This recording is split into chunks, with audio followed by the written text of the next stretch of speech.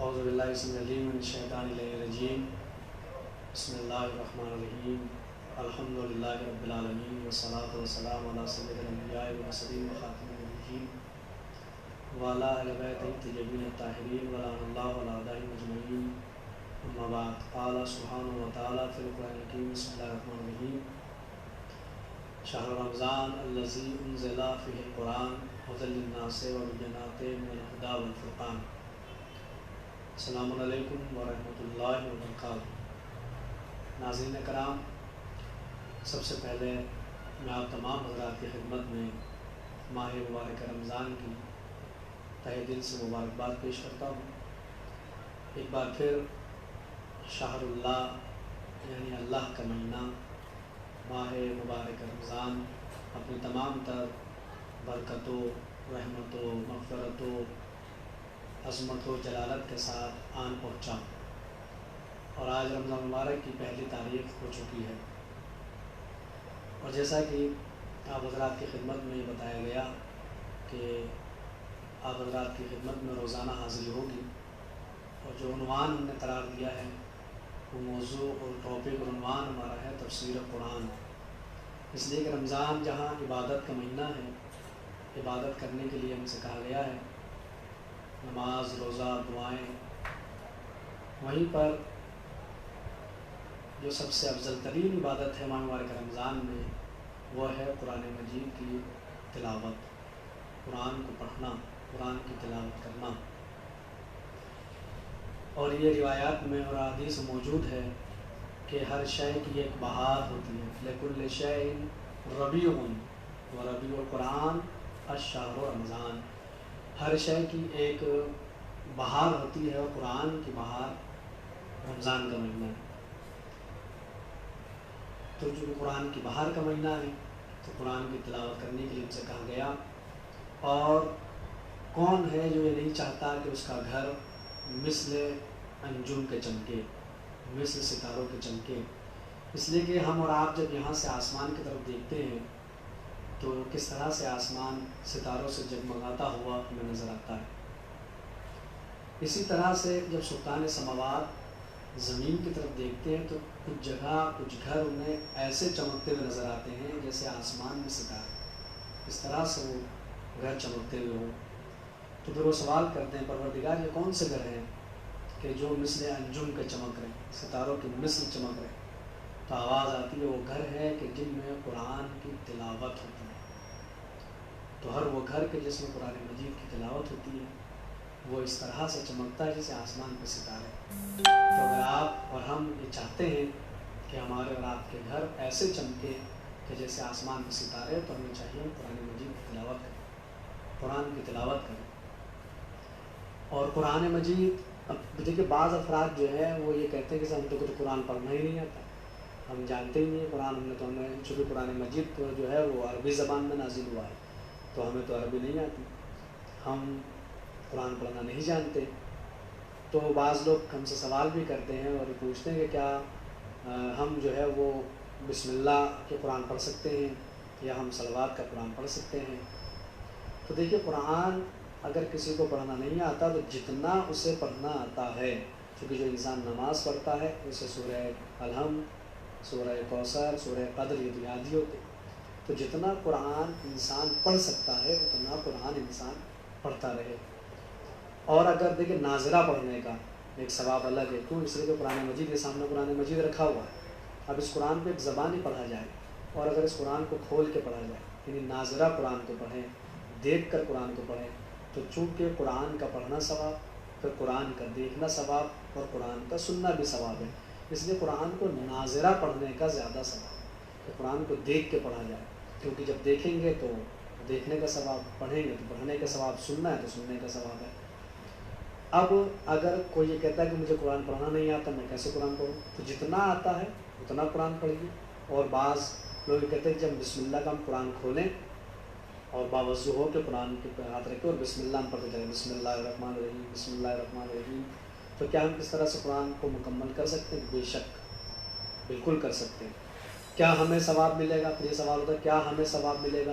تو دیکھیے ہمارا کام ہے عمل کرنا، ہمارا کام یہ نہیں ہے کہ ہم ثواب کا حساب کریں، کیونکہ ثواب دینا اللہ کے ہاتھ میں، اور وہ عادل مطلق ہے. ذرہ برابر آپ نیکی کریں گے وہ ثواب دے گا، قرآن مجید میں اس کا وعدہ ہے. تو بالکل وہ انشاءاللہ ثواب دے گا قرآن کے پڑھنے کا. تو قرآن مجید کی تلاوت بہت، رمضان قرآن کی بہار کا مہینہ ہے، تو قرآن مجید کی تلاوت کی جائے. اب قرآن مجید چونکہ نازل ہوا ہے عربی زبان میں، اور ہماری آپ کی زبان میں تو ہم اردو بولتے ہیں، یا پھر ہندی ہم بولتے پڑھتے سمجھتے ہیں، یا پھر اردو ہم بولتے ہیں پڑھتے اور سمجھتے ہیں. تو اب اگر ہم قرآن مجید کو پڑھتے ہیں تو اب ہمیں تو چونکہ ہماری زبان عربی نہیں ہے تو ہمیں یہ نہیں معلوم کہ قرآن میں اللہ نے کیا ارشاد فرمایا ہے، قرآن میں اللہ نے کیا کہا ہے. گھروں کے اندر ایسا بھی ہوتا ہے رمضان میں کہ ایک ہوڑ سی مچی ہوتی ہے کہ صاحب وہ امی نے 3 پارے پڑھ لیے ہیں اور باجی نے 2 ختم کر لیے ہیں، اور جو ابا نے 4 پڑھ لیے ہیں اور بھیا نے ابھی 1 ہی پڑھا ہے اور میں سب سے آگے ہوں، میں نے اتنے ختم لیے. تو دیکھیے ایک ریس سی لگی ہوتی ہے کہ ہم نے اتنا پڑھ لیا، اتنا پڑھ لیا، اتنا باقی ہے، یا ہم نے رمضان میں 4 قرآن ختم کر لیے، ہم نے رمضان میں 3 قرآن ختم کر لیے. تو جتنا قرآن پڑھیں گے اتنا ثواب ہے، اس میں کوئی شک والی بات نہیں ہے کہ جتنا آپ پڑھتے چلے جائے اتنا ثواب ہے. لیکن ذرا سا غور کیجیے کہ یہ بات بارہا میں نے عرض کی ہے، اور میں نے اپنی تقاریر میں، مجالس میں، ممبروں سے بات میں نے عرض کی ہے کہ قرآن ٹھیک ہے آپ کا روزانہ اگر 1 پارہ جو قرآن آپ پڑھتے ہیں وہ پڑھیں آپ، بالکل جو آپ نے بنا لے کر رمضان میں ہمیں بعد نماز فجر یا بعد نماز ظہرین یا بعد نماز عشاء، بعد نماز مغرب، جس وقت بھی ہم قرآن پڑھتے ہیں کہ ہمیں روزانہ 1 پارہ ختم کرنا ہے، بالکل ٹھیک ہے وہ آپ روزانہ 1 پارہ ختم کریں.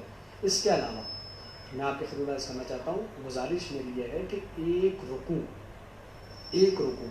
قرآن مجید کا پڑھیں اور اس کے ترجمے کے ساتھ پڑھیں.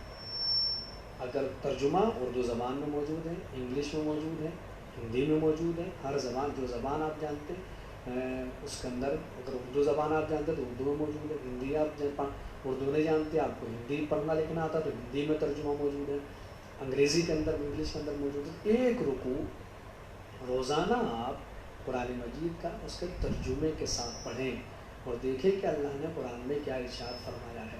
اور صرف قرآن مجید کی بات نہیں ہے، میں نے بارہا عرض کیا ہے یہ صرف قرآن کی بات نہیں ہے، بلکہ جتنی بھی دعائیں معصومین سے منقول ہے، دعائے حمید، دعائے ندبہ، دعائے توسل، جتنی دعائیں ہیں جو ہم ہر جو ہے وہ منگل میں، شب جمعے میں ہم لوگ پڑھتے ہیں، اسے بھی کم از کم ایک بار ہم ترجمہ اس کا ضرور دیکھیں کہ آیا معصوم نے اس دعا میں کیا ارشاد فرمایا ہے، معصوم دعا جو ہے وہ کیا اللہ بات کی جا رہی ہے، کیا ہمیں کہنا چاہ رہے ہیں. اس کے علاوہ دعا کے علاوہ زیارات، جتنی زیارتیں، زیارت عاشور، زیارت اربعین، زیارت آل یاسین، زیارت وارثہ اور زیارت جامع کبیرہ صغیرہ، جتنی بھی زیارات ہیں ان تمام زیارات کو پڑھنے کا بے حد ثواب ہے. لیکن ایک بار اس کا ترجمہ دیکھیں اور دیکھیں کہ قرآن اس میں دعا میں معصوم نے کیا کہا ہے. تو اسی طرح جو کہ ہمارا عنوان نہ دعا ہے نہ زیارت ہے، ہمارا عنوان ہے رمضان ہے اور قرآن، تفسیر قرآن ہے. تو لہٰذا ہم قرآن ہی کے اوپر بات کرتے ہیں کہ قرآن مجید کو ایک رکوع روزانہ آپ ترجمے کے ساتھ پڑھیں. اور ہمارے یہاں جو مشہور و معروف ہے، جو ہر گھر کے اندر آپ کو مل جائے گا، یہ میرے سامنے بھی رکھا ہوا ہے، قرآن مجید مولانا حافظ سید فرمان علی صاحب اللہ مقام کا ترجمہ تفسیر کیا ہوا ہے. اس کا علامہ ذیشان کا جوادی، مولانا مقبول احمد صاحب دہلوی، اور اب تک قبلہ کا مولانا رئیس احمد جارچوی صاحب کا قرآن بھی یہ سامنے رکھا ہوا ہے، وہ بھی ترجمہ تفسیر کا موجود ہے. تو جو ترجمے ہیں اسے آپ دیکھیں کہ اس میں اللہ نے کیا ارشاد فرمایا ہے. اس لیے کہ مولائے کائنات حضرت علی بن ابی طالب علیہ الصلوۃ والسلام ارشاد فرماتے ہیں کہ جب میں یہ چاہتا ہوں کہ میں اپنے رب سے بات کروں، میں جب یہ چاہتا ہوں کہ میں اللہ سے بات کروں تو میں نماز پڑھتا ہوں، اور جب یہ میں چاہتا ہوں کہ میرا رب مجھ سے بات کرے، اللہ مجھ سے بات کرے، تو پھر میں قرآن پڑھتا ہوں، تو میں قرآن کی تلاوت کرتا ہوں.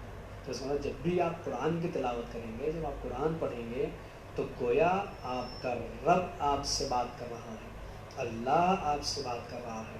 تو اسی لیے قرآن مجید کی تلاوت اور اس کو ترجمے کے ساتھ، اس کا ٹرانسلیٹ آپ دیکھیں، اس کا ترجمہ آپ دیکھیں کہ اس میں قرآن مجید میں کیا کہا. اور ہم پورے رمضان انشاءاللہ اگر آپ کی خدمت میں حاضر رہی تو بھی عرض کریں گے تفسیر جو ہے وہ تھوڑی بہت جتنا اپنے علم کے مطابق معلومات کے مطابق ظاہر سی بات ہے کہ مشہور قول کی بنا پر قرآن مجید میں تقریباً 6666 آیات ہیں قرآن مجید کے اندر. جو مشہور قول ہے وہ ہے 6666 6666 آیات ہے.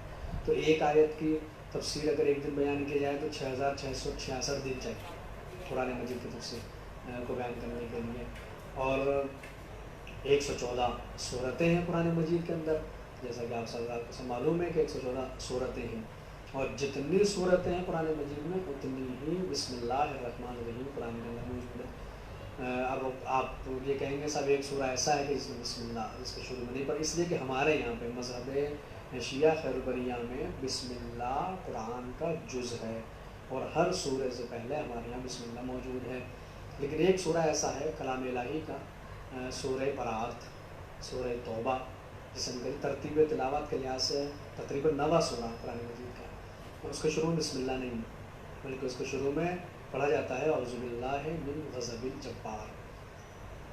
بسم اللہ نہیں ہے. تو سورہ 114 ہے، ایک سورہ میں بسم اللہ نہیں ہے تو پھر 113 بسم اللہ ہو جاتی ہے، لیکن ایسا نہیں ہے. ایک سورہ ایسا ہے قرآن مجید کا کہ جس میں بسم اللہ مکرر ہے، تکرار اس کی گئی ہے، بسم اللہ کو ریپیٹ کیا ہے.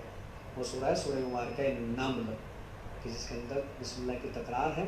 حضرت سلیمان کے حوالے سے ہوا کہ جب انہوں نے بلقیس کو خط لکھا تو اس کا عنوان تھا انہ من سلیمان وَإِنَّهُ بسم اللہ الرحمن الرحیم. تو جب 113 سوروں سے پہلے اور ایک سورہ نمل میں ریپیٹ کی گئی تو یہ 114 مرتبہ قرآن مجید بسم اللہ. تو 114 صورتیں ہیں قرآن مجید کے اندر، 500 سے زیادہ رکوع قرآن مجید کے اندر موجود ہے، اور 30 پارے. تو مشہور کو ایک یہ بھی ہمارے مذہب پر یہ بھی ایک الزام ہے کہ شیعوں کے 40 پارے ہوتے ہیں، یہ ایسا بالکل نہیں ہے. شیعوں کے کوئی 40 پارے نہیں ہے، 30 ہی پارے جو ہے قرآن مجید کے اندر موجود ہے. جو عالم اسلام کے اندر جو وہ بھی ہمارے یہاں موجود ہے، 30 پارے ہیں. اب یہ دیکھیں یاد رکھیے قرآن جو ہے وہ عربی زبان میں نازل ہوا ہے، تو قرآن جو ہے وہ پارا پارا نازل نہیں ہوا ہے، بلکہ یہ تو قرآن کے ساتھ المیہ ہے کہ اسے پارا پارا کر دیا گیا ہے. کیونکہ قرآن پارا پارا نازل نہیں ہوا، قرآن سورہ سورہ نازل ہوا. قرآن کی آیت نازل ہوئی ہے، کس طرح سے آیت نازل، انشاءاللہ آپ کو حضرات کو پھر بیان کریں گے، اور جو ہمارا تسلسل ہوگا گفتگو کا اس میں آپ کو نظر کریں گے. اور ظاہر سی بات ہے کہ پارا لفظ عربی زبان کا ہے ہی نہیں، پارا تو فارسی زبان کا لفظ ہے. تو یہ تو قرآن کا المیہ ہے کہ اسے پارا پارا کر دیا گیا قرآن کو. تو قرآن میں 114 صورتیں ہیں، اتنی ہی قرآن مجید کے اندر بسم اللہ ہے، اور سب سے پہلا سورہ سورہ فاتحہ ہے قرآن مجید کا.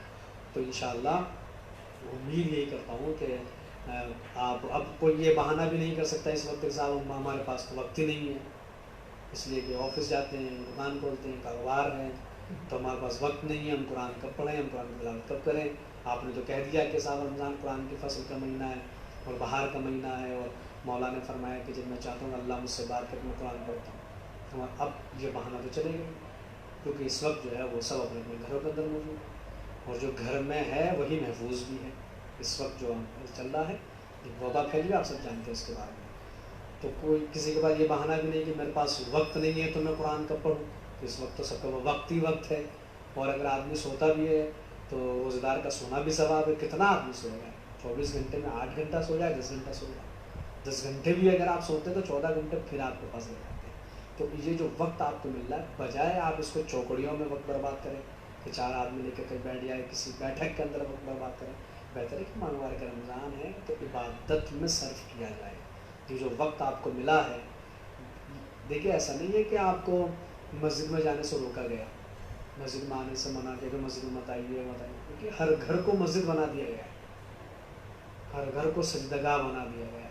کیونکہ مسجدیں تو بہرحال چونکہ حکومت کی طرف سے پابندی تو بند ہے، جماعت معطل ہے، تو ہر گھر کو جو ہے وہ عبادت خانہ بنا دیا گیا. اب وہ ہم جب ہم گھر میں رہتے ہیں تو ہمارا فریضہ ہے، ہماری ذمہ داری ہے کہ ہم اپنے گھروں کے اندر عبادت کریں. اور سب سے افضل عبادت قرآن مجید کے اندر ماہ مبارک رمضان میں قرآن مجید کی تلاوت ہے. کیوں؟ اب سب سے افضل ترین میں نے کیوں کہا؟ اس لیے کہا کہ روایات اور احادیث کے اندر موجود ہے کہ اگر رمضان کے علاوہ اگر آپ قرآن مجید کی تلاوت کرتے ہیں تو ایک آیت پڑھنے کا ثواب ایک آیت کے برابر ملے گا. یعنی آپ نے پڑھا بسم اللہ الرحمن الرحیم، تو اس کا ثواب رمضان کے علاوہ اتنا ہی ملے گا، ایک آیت کے برابر. لیکن ماہ مبارک رمضان میں اگر کوئی ایک آیت قرآن مجید تلاوت کرتا ہے تو ایک آیت کے بدلے کل قرآن کا ثواب حاصل کرے گا. یعنی ایک آیت تلاوت کی ہے لیکن پورے قرآن مجید کے تلاوت کرنے کا ثواب اس کو ملے گا. تو آپ دیکھ سکتے ہیں کہ کس طرح قرآن مجید، اس لیے یہ سب سے افضل ترین عبادت ہے ماہ مبارک رمضان میں، وہ ہے قرآن مجید کی تلاوت. تو قرآن مجید کی تلاوت ہے، اور جو قرآن کی تفسیر ہے انشاءاللہ ہم کل اس سے سلسلے کا آغاز کریں گے. اور اگر کوئی کسی طرح کا کسی کو کوئی سوال ہے اس کے متعلق، اگر کوئی سوال کرنا چاہتا ہے یا ماہ مبارک رمضان کے متعلق کوئی سوال کرنا چاہتا ہے تو وہ کمنٹس باکس میں جا کر اپنا سوال کر سکتا ہے، میسنجر کے ذریعے سے سوال کر سکتا ہے. اور اگر اس کے علاوہ بھی کوئی ایسا سوال ہے کہ جو پبلکلی نہیں کیا جا سکتا لیکن ہمیں معلومات کرنا ہے تو وہ آپ میرے واٹس ایپ کے اوپر بھی میسیج کر سکتے ہیں. میرا واٹس ایپ نمبر ہے 87556292 8755136292. یہ میرا واٹس ایپ نمبر ہے. اور ذکر اہل بیت کے نام سے ہمارا فیس بک پیج بھی ہے، اس پہ بھی آپ جو ہے وہ جا کے اپنا سوالات جو بھی سوال کر سکتے ہیں.